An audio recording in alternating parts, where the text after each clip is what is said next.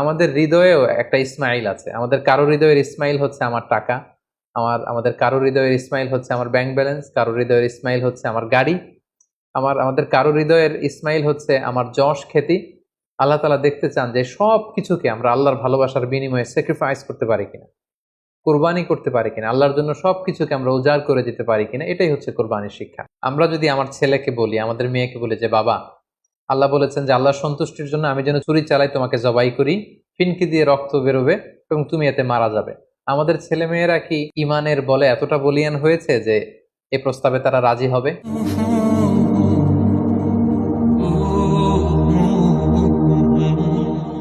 আল্লাহ তাআলা সাইয়েদনা ইব্রাহিম আলাইহিস সালামকে স্বপ্নে দেখালেন যে ইব্রাহিম, তুমি তোমার সবচাইতে পছন্দনীয় বস্তুটি আল্লাহর রাস্তায় কুরবানি করো।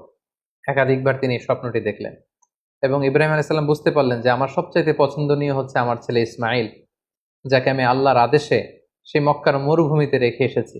তিনি আল্লাহ তাআলার আদেশে ফিলিস্তিন থেকে মক্কায় চলে আসলেন। এসে ১৩ বছর পর নিজের কলিজার টুকরা সন্তান ইসমাইলকে দেখলেন। কিন্তু এই ছেলেকেও তিনি বেশি দিন ধরে রাখতে পারবেন না, কারণ আল্লাহ তাআলার আদেশে তাকে জবাই করতে হবে। তিনি ছেলের সাথে কনসাল্ট করলেন। বাবা ছেলের কনভারসেশনটা কেমন ছিল আল্লাহ তাআলা সূরাতুস সাফফাতে খুব চমৎকার ভাবে বলছেন, ফালাম্মা বালাগা মাআহু সাইয়া ক্বালা ইয়া বুনাইয়া ইন্নী আরা ফিল মানামি আন্নী আযবাহুক। ইসমাইল যখন একটু হাঁটতে পারে, দৌড়াতে পারে, ছোটাছুটি করতে পারে, এই বয়সে যখন পৌঁছলো, ইব্রাহিম আলাইহিস সালাম এসে বললেন, হে আমার কলিজার টুকরা সন্তান, আমি স্বপ্নে দেখেছি যে আমি তোমাকে জবাই করছি। ফানজুর মাযা তারা, what do you think about it, what's your opinion about the matter, তোমার মতামত কি, আমি তোমার মতামত জানতে চাই। ছোট্ট ছেলে ইসমাইল আলাইহিস সালাম বললেন, ক্বালা ইয়া আবাতি ফাআল মা তু'মার, হে আমার বাবা, আপনি যেমনটি আদিষ্ট হয়েছেন ঠিক তেমনটি করুন। সাতাজিদুনি ইনশাআল্লাহু মিনাস সাবিরিন, ইনশাআল্লাহ অচিরেই আপনি আমাকে ধৈর্যশীল পাবেন। আপনি মনে করবেন না যে আমি ঘাবড়ে গিয়েছি, আমি ভয় পেয়েছি, আমি দৌড়ে ছুটে পালাবো না। আপনি যেমনটি দেখেছেন তেমনটি করুন, কারণ আপনি আল্লাহর নবী এবং আল্লাহ তাআলা আপনাকে আদেশ করেছেন, এটা আপনার উপর আল্লাহর ওয়াহী। সো আপনি আমাকে ধৈর্যশীল পাবেন। বাবা ছেলে তখন মক্কা থেকে, মক্কার পাশেই মিনা অবস্থিত, মিনা প্রান্তরে রওনা হলেন আল্লাহ তাআলার আদেশে ছেলেকে কুরবানি করবার জন্য। কি মর্মান্তিক, কি হৃদয় বিদারক সে দৃশ্য। এবং সাইয়েদনা ইসমাইল আলাইহিস সালাম বললেন, বাবা, আমার চেহারার দিকে তাকিয়ে আপনি ছুরি চালাতে আপনার বড্ড মায়া লেগে যাবে, কষ্ট লেগে যাবে। আপনি আমাকে উল্টো করে শুইয়ে দিন, অর্থাৎ আমার চেহারাটা থাকবে মাটির দিকে, আপনি পেছন দিক থেকে আমাকে জবাই করুন। আল্লাহ তাআলা বলছেন, ফালাম্মা আসলামা ওয়া তাল্লাহু লিল জাবিন, দুইজনেই যখন সারেন্ডার করলো, মানে তাদের হৃদয়ে তখন আল্লাহর ভালোবাসা, আল্লাহর আনুগত্যের এই ব্যাপারটা ছাড়া আর কোনো কিছুই নেই। সাইয়েদনা ইব্রাহিম ছেলেকে হৃদয় থেকে সরিয়ে সেখানে আল্লাহর আদেশকে, আল্লাহর ভালোবাসাকে স্থান দিয়েছে। ছোট্ট ছেলে ইসমাইলও আল্লাহর ভয়ে রাজি হয়ে গিয়েছে। সাইয়েদনা ইব্রাহিম আলাইহিস সালাম তখন ইসমাইল আলাইহিস সালামের গলার মধ্যে ছুরি চালাবেন। আসলে এতটুকু পর্যন্ত অগ্রসর হওয়াটাই আল্লাহ তাআলা চেয়েছিলেন।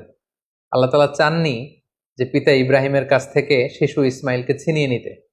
আল্লাহ তাআলা চেয়েছেন যে ইসমাইলের স্থান ইব্রাহিমের হৃদয়ে বড় নাকি আমি আল্লাহর স্থান বড়। তিনি যখন ছুরি চালাবেন, পেছন থেকে ডাক আসলো, ওয়ানাদাইনাহু আইয়া ইব্রাহিম, হে ইব্রাহিম স্টপ, আর সামনে আগ বাড়ানো যাবে না, এখানেই থামো।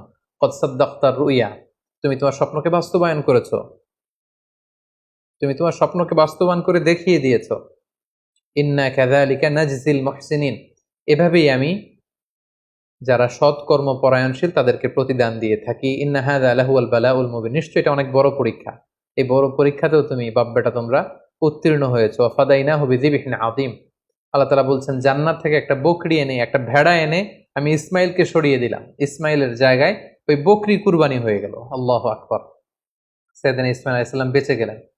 ওই যে মিনা প্রান্তরে সাইয়েদনা ইব্রাহিম আলাইহিস সালাম ছেলের বদলে বকরি জবাই করলেন, এই দৃশ্যটাও আল্লাহ তাআলার এত ভালো লেগেছে, কিয়ামত পর্যন্ত 10 জিলহজে গোটা বিশ্বের সব সামর্থ্যবান বিশ্বাসীদের জন্য এরকম জবেহ করা, স্যাক্রিফাইস করা, অ্যানিমালসকে স্লটার করা আল্লাহ তাআলা ওয়াজিব করে দিয়েছেন।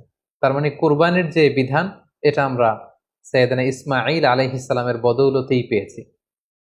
কেন আল্লাহ তাআলা এমন ঠিক করলেন? আল্লাহ তাআলা চাইলেন যে আমি দেখতে চাই ইব্রাহিমের হৃদয়ে কে বড়, কলিজার টুকরার সন্তান ইসমাইল বড় নাকি আমি আল্লাহ তাআলা বড়। এখান থেকে আমাদের জন্য শিক্ষা হচ্ছে, ইব্রাহিম আলাইহিসসালামের হৃদয়ে সবচাইতে পছন্দের জায়গাটা ছিল তার সন্তান ইসমাইল। কারণ ৮৬ বছর পর একটা সন্তান পেয়েছে। কত মায়ার জায়গায়, কত আদর এবং ভালোবাসার জায়গায় তিনি হৃদয়ে তাকে স্থান দিয়েছিলেন। আল্লাহ চেয়েছেন না, ওই জায়গায় যেন আল্লাহর ভালোবাসাটা থাকে। এজন্য ইব্রাহিম আলাইহিসসালামের উপর সবচেয়ে বড় পরীক্ষা তিনি চাপিয়ে দিয়েছিলেন। সম্মানিত ভাই এবং বোনেরা, আমাদের হৃদয়েও একটা ইসমাইল আছে। আমাদের কারো হৃদয়ের ইসমাইল হচ্ছে আমার টাকা, আমাদের কারো হৃদয়ের ইসমাইল হচ্ছে আমার ব্যাংক ব্যালেন্স, কারো হৃদয়ের ইসমাইল হচ্ছে আমার গাড়ি, আমাদের কারো হৃদয়ের ইসমাইল হচ্ছে আমার যশ খ্যাতি। আল্লাহ তাআলা দেখতে চান যে সব কিছুকে আমরা আল্লাহর ভালোবাসার বিনিময়ে স্যাক্রিফাইস করতে পারি কিনা, কোরবানি করতে পারি কিনা, আল্লাহর জন্য সবকিছুকে আমরা উজাড় করে দিতে পারি কিনা। এটাই হচ্ছে কোরবানির শিক্ষা। এবার আমরা ওনার জীবনী থেকে কিছু লাইফ লেসন নেওয়ার চেষ্টা করব। সর্বপ্রথম যে লাইফ লেসনটি আমরা পাই সেটা হচ্ছে, ইসমাঈল আলাইহিস সালাম ছিলেন আদর্শ সন্তানের নমুনা। আমরা সবাই নেককার সন্তান চাই। আমরা চাই আমাদের ছেলে মেয়েগুলো আল্লাহওয়ালা হোক, আল্লাহর যে কোনো আদেশ তারা খুব সহজে গ্রহণ করুক, মাথা পেতে নেক, এরকম সন্তান আমরা চাই। এরকম সন্তান যদি আমরা চাই, তাহলে তাদেরকে ইসমাঈল আলাইহিস সালামের মতো করে আমাদেরকে গঠন করতে হবে। কারণ ইসমাঈল আলাইহিস সালাম এমন একজন আদর্শ সন্তানের নমুনা ছিলেন। সাইয়েদনা ইব্রাহিম আলাইহিস সালাম যখন তাকে বললেন যে, বাবা স্বপ্নে দেখেছি তোমাকে আমি জবাই করছি, তুমি কি বলো?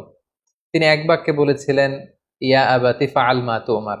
বাবা, আল্লাহ তাআলা আপনাকে যে আদেশ করেছেন আপনি তাই করুন, আপনি আমাকে ধৈর্যশীল পাবেন। ইমানের চেতনা হৃদয়ে কতটা গভীরে প্রথিত থাকলে একজন ছোট্ট ছেলে তার বাবার প্রশ্নের জবাবে এমনটা উত্তর দিতে পারে। আমরা যদি আমাদের ফ্যামিলি মেম্বারের কথা চিন্তা করি, আমাদের ছেলে মেয়েদের কথা যদি চিন্তা করি, আমরা যদি আমার ছেলেকে বলি, আমাদের মেয়েকে বলি যে, বাবা আল্লাহ বলেছেন যে আল্লাহর সন্তুষ্টির জন্য আমি যেন ছুরি চালাই, তোমাকে জবাই করি, ফিনকি দিয়ে রক্ত বেরোবে এবং তুমি এতে মারা যাবে। আমাদের ছেলে মেয়েরা কি ইমানের বলে এতটা বলিয়ান হয়েছে যে এই প্রস্তাবে তারা রাজি হবে? আমাদের কিন্তু এই বিষয়গুলো ভেবে চিনতে সামনে আগানো দরকার, যে আমরা আমাদের ছেলে মেয়েদেরকে কি শিখাচ্ছি। আল্লাহর ভালোবাসা, রাসূলের ভালোবাসা, ইসলামের ভালোবাসাকে আমরা তাদের হৃদয়ে গভীর থেকে গভীরে আমরা প্রচিত করতে পেরেছি কিনা, এটা চিন্তার বিষয়। Be a part of our vision. Do listen and share the khair. Be with our official social media handle for latest updates.